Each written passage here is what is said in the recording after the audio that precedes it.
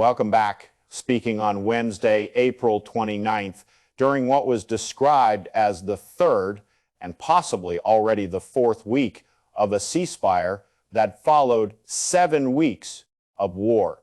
Professor Marandi offered a stark update from Iran. His central message was simple. Daily life inside the country appears outwardly normal, but beneath that surface, many people expect a new phase of conflict to begin soon. According to his account, many of those he speaks with in Iran believe the United States and Israel may be preparing a second wave of attacks. He stressed that such an assault is not certain, but said the likelihood is widely discussed, especially in light of recent American military movements in the region and the broader political atmosphere surrounding the ceasefire. He said the expectation inside Iran is shaped less by rumor than by visible signs. In his telling, the United States has moved substantial equipment into the region, including assets associated with possible land operations near the Persian Gulf and potentially farther inside Iranian territory, while air power and missile capabilities also remain in place. At the same time, he said, Iran is not behaving as if the ceasefire has removed the danger. Military preparations are ongoing, and the government is also focused on the domestic front, trying to reduce the risk of shortages and economic dislocation if hostilities resume. Professor Marandi argued that the current pressure campaign is aimed less at Iran's military than at ordinary civilians. In his description, the blockade and associated restrictions are intended to disrupt access to food, medicine, and basic supplies, while also limiting Iran's ability to sell oil and use the resulting revenue to purchase essential goods abroad. He said Iranian authorities are responding by strengthening trade arrangements with neighboring states and alternative partners. Pakistan, Afghanistan, Turkmenistan, Central Asia, Russia, Kazakhstan, Armenia, Azerbaijan, Turkey, and Iraq were all mentioned as parts of a broader network Iran is trying to use in order to lessen the economic pain imposed from outside. That point led to a wider claim about the global economy. In his view, the pressure on Iran and the continuing disruption around the Strait of Hormuz are no longer a regional matter. He said the consequences are spreading outward, creating a wider economic crisis that affects not only Iran, but also countries that backed Israel's war in Gaza or align themselves with Washington's regional strategy. He framed that contradiction sharply. Governments in Europe, Canada, Australia, and New Zealand, he argued, supported policies that contributed to mass suffering in Gaza and are now facing economic fallout from the same political alignment. Whether one agrees with that framing or not, it captures the larger theme of his argument, that actions taken in support of war are now producing broader costs far beyond the battlefield. Another major point in the discussion concerned readiness and strategic awareness inside Iran. Professor Marandi dismissed the idea often seen online that outsiders need to warn Tehran that the ceasefire could be a temporary maneuver rather than a durable peace. His response was that Iranian officials and the public are already thinking in those terms and are not approaching the pause with complacency. From there, the conversation turned to American military capacity. The host pointed to reporting and analysis suggesting that Washington may have already used a substantial share of certain missile defense or strike systems during the earlier phase of the conflict. Depending on the source, The estimates cited ranged from roughly 40 to 50% in one category to 70 to 80% in others. Professor Morandi did not claim to know the exact state of American inventories, but he emphasized something different: the cost and logistical burden of keeping large numbers of troops and equipment in the Gulf. In his assessment, the calendar matters.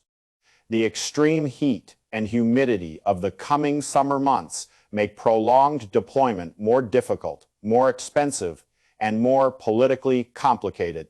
He described the present period, especially the transition from spring into early summer, as a narrow operational window. By the end of May, he said, conditions in the region become markedly harsher, and by June, July, August, and September, the environment can be punishing for troops, especially if electricity or cooling systems are disrupted. That does not prove an attack is imminent, he cautioned. But in his reading, the timing creates pressure. If Washington has already spent many billions of dollars moving personnel and hardware into place, then the incentive to act before conditions deteriorate becomes stronger, even if no one can say for certain that an attack will happen. He returned repeatedly to the distinction between military confrontation and economic siege. In his view, the war did not end when the direct exchange of fire slowed. It shifted into another form, one based on constriction, blockade, and sanctions that he described as intensified to an extraordinary degree. Yet he also argued that this strategy rests on a miscalculation. The first part of that miscalculation, he said, was the assumption that open warfare would break Iran. After nearly 40 days of conflict during what he called the Ramadan War, he said that effort failed because Iran's military structure proved more resilient than its adversaries expected, and because the population endured pressure without collapsing. He went further than that. In his assessment, Iran's defensive and offensive structure during the war represented something new that other states, especially those seeking to resist stronger powers, will study closely in the future. The second miscalculation in his telling concerns the blockade itself. If open bombardment did not produce surrender, he argued, there is no reason to assume that economic pressure will succeed where direct assault did not. He expects hardship to continue, but he does not expect the pressure campaign to force Iran to capitulate. At the same time, he said the economic fallout is not confined to Iran. In his view, the United States has effectively imposed a wider burden on the global system, and that crisis, he argued, has been deepening for weeks. He presented the result as a confrontation in which suffering will spread broadly, but the political objectives of Washington will still remain out of reach. One of the most important clarifications in the conversation concerned the Strait of Hormuz. Much international coverage has described Iran's actions there as a blockade. Professor Morandi rejected that description. He said the waterway was never fully closed and that the restrictions have instead been selective, aimed at traffic linked to states that assisted military operations against Iran.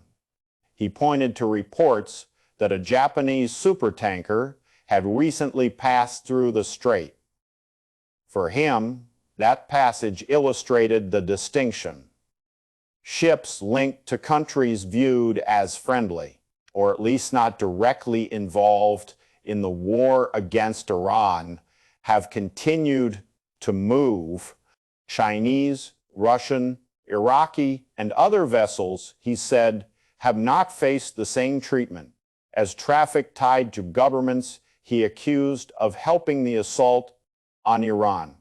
His list of those governments was explicit: Kuwait, the United Arab Emirates, Saudi Arabia, Bahrain, and Qatar. He alleged that these states allowed the United States to use their territory, waters, and airspace in the war. Because of that role, he argued, Iran has restricted their commercial access and imposed fees tied to what he described as the need for reparations after severe damage to infrastructure and civilian life in Iran. He then outlined his understanding of the ceasefire arrangement that followed the war.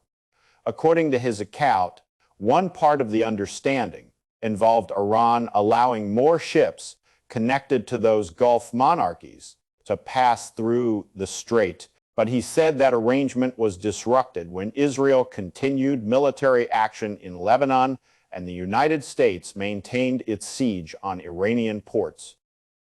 In his telling, Iran's response was transactional but conditional.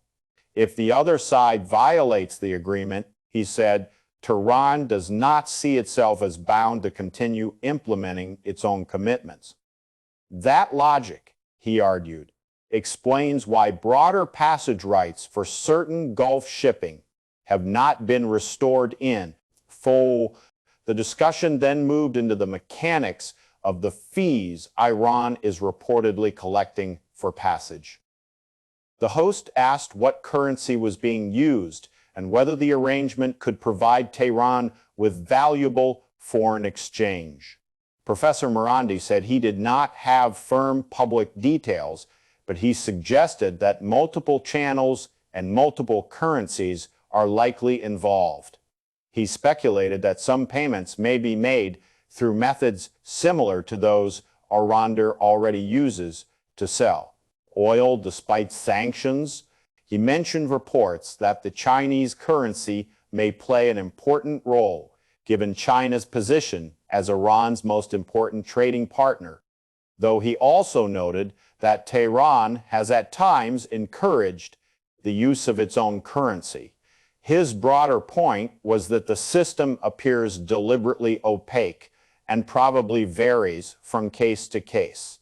Before leaving the military dimension, he introduced another distinction he considered essential. Escalation, in his view, has come from the American and Israeli side, not the Iranian side.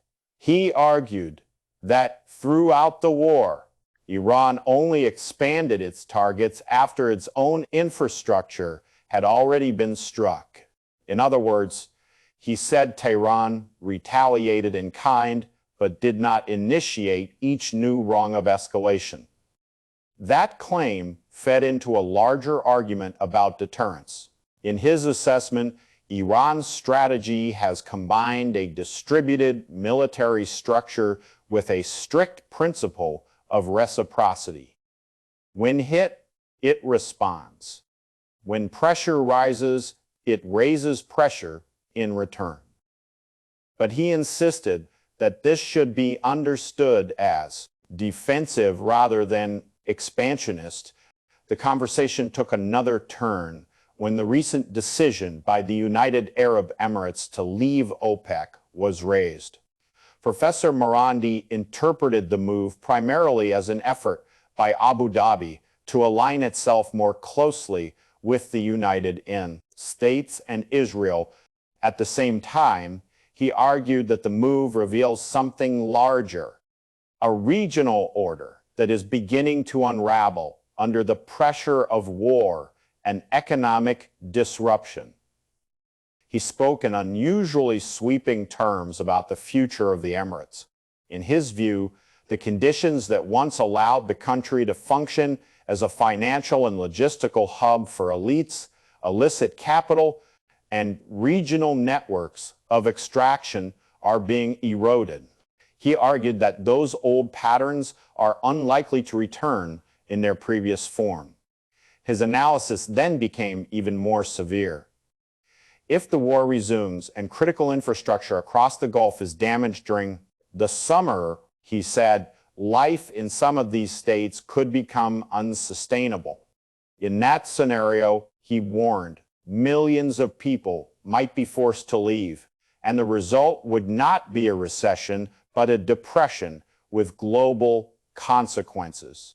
The host offered a related interpretation, that the war may increase pressure on Gulf states to distance themselves from Washington if they conclude that the United States cannot protect them and may even sacrifice them in pursuit of its own objectives. Professor Morandi acknowledged the logic, but said the signs on the ground currently point in the opposite direction. Instead of distancing themselves, he said the Gulf monarchies appear to be facilitating further American military preparations. He pointed to the reported assembly of ground troops and aircraft in several of those states, including tanker aircraft used to refuel bombers and other warplanes. In his reading, that is not a sign of strategic rethinking, but of continued integration into an American war posture.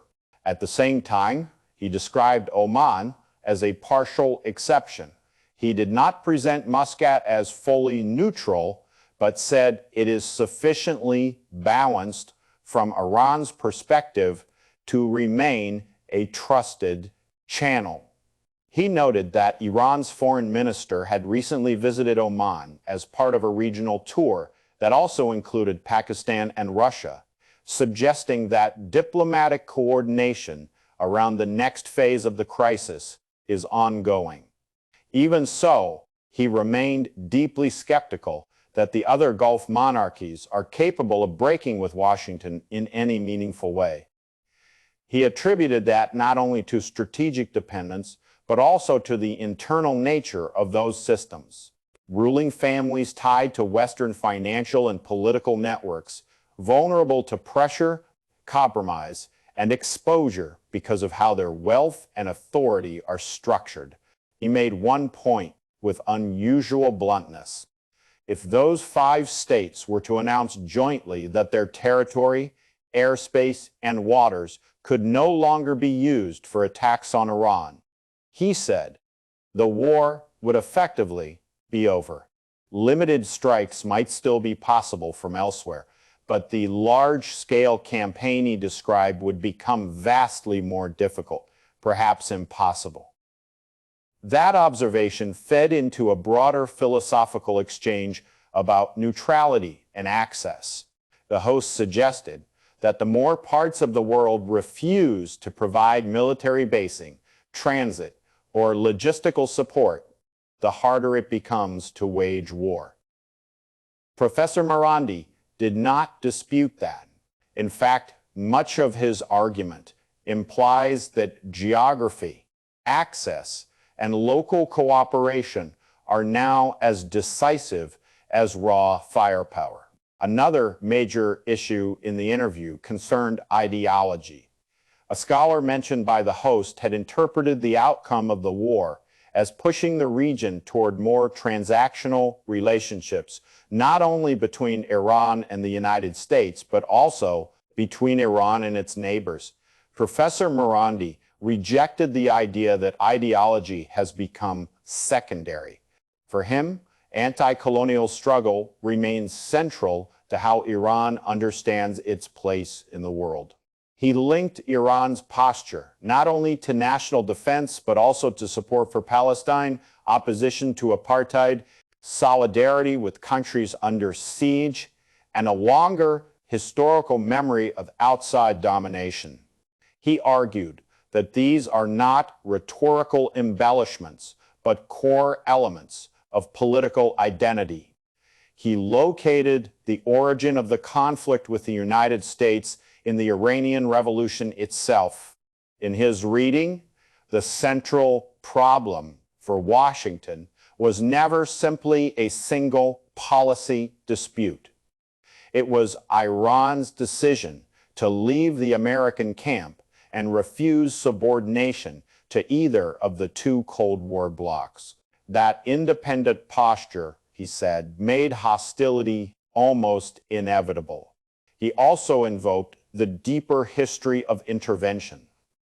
The United States, he noted, effectively dominated Iran after the coup of the early 1950s, while Britain had exercised major influence before.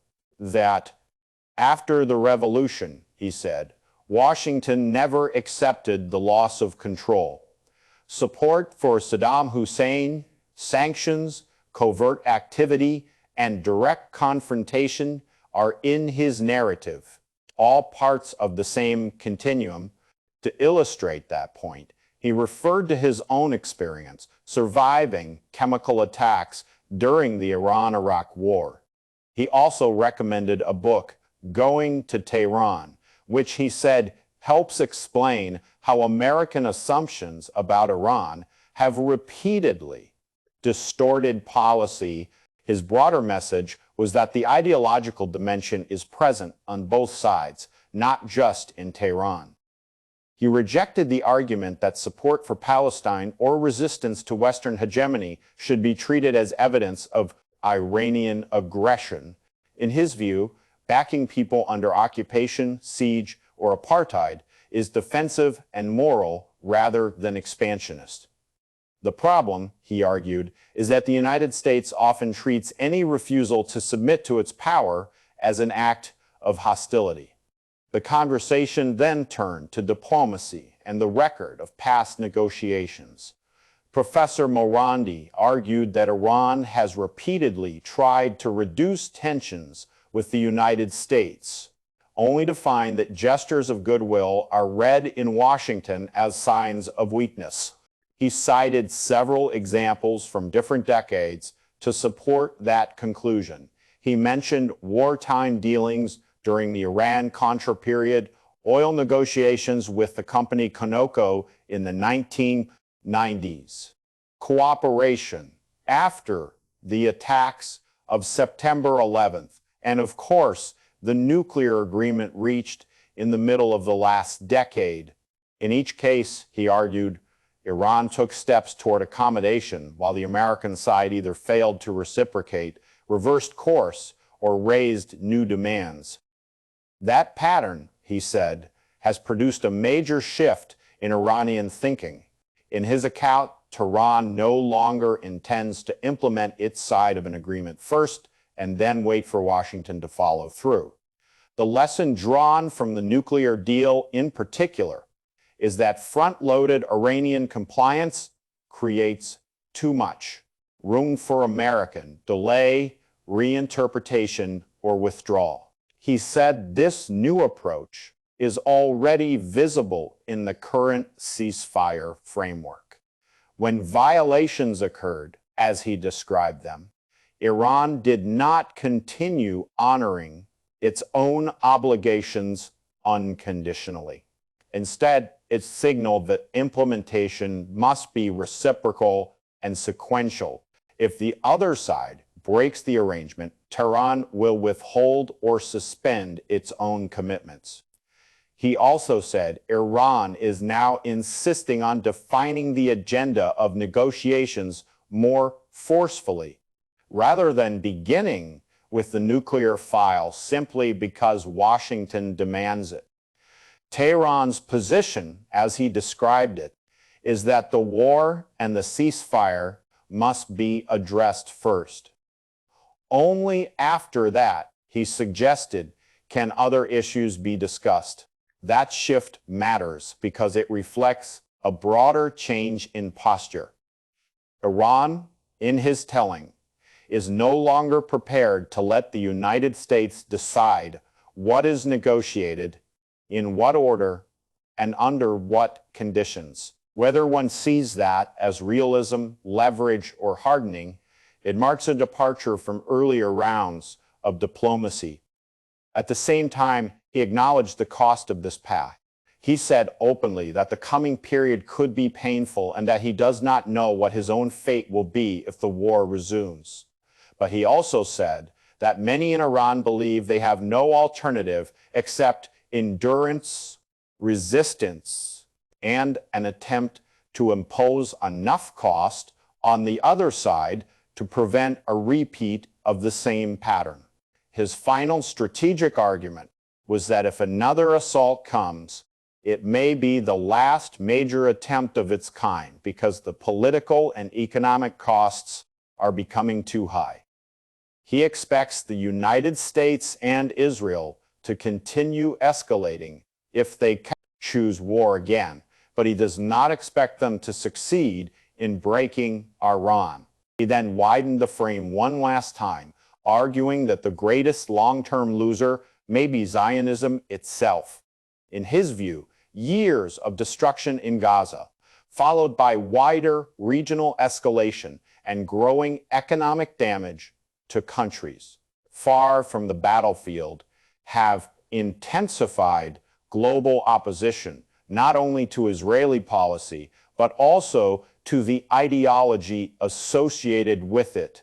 The host closed by observing that Iran's strategy appears unusually complex, resilient without passivity, retaliatory without open-ended escalation, and increasingly insistent that any future agreement be implemented by the other side first before Tehran moves. Professor Morandi agreed that this is the framework now taking shape and suggested that its implications may reach beyond Iran to other states under pressure from the United States.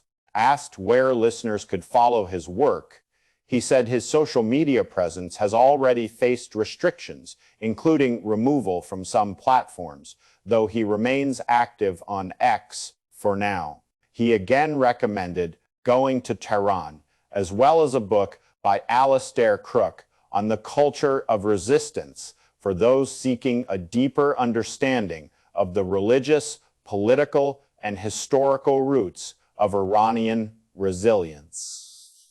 The interview ended there, but the warning at its core was unmistakable. Outward calm inside Iran does not mean confidence in peace. In Professor Morandi's account, the ceasefire remains fragile, the region remains militarized, and the next moves by Washington, Tehran, and the Gulf states may determine not only the future of the conflict, but the shape of a much wider economic and political crisis.